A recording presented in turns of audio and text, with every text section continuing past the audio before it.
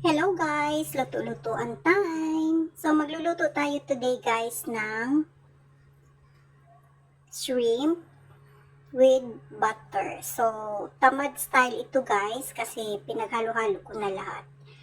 So nilagay ko na yung shrimp, nilagyan ko ng Sprite, then fried garlic, fried onion, and then butter. And then konting pepper na powder. So, and then may konting magic sarap lang. Yun lang yung nilagay kong pampalasa.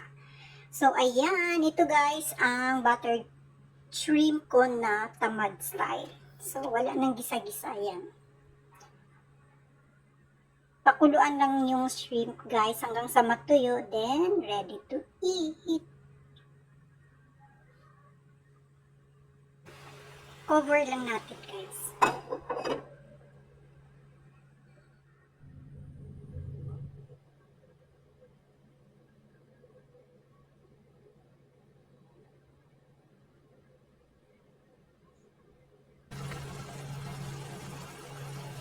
So, ayan na guys, ready to serve na ito. So, depende na sa inyo kung ganyan siya, medyo meron pang sauce. Ayan, may parang sabaw-sabaw pa.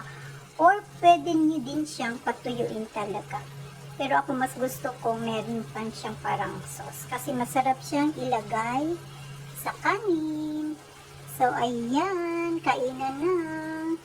So, tamad akong magluto today guys, kaya ganito na lang yung recipe na niluto ko. Instant siya. So, instant pero yummy. Thank you so much for watching. Bye!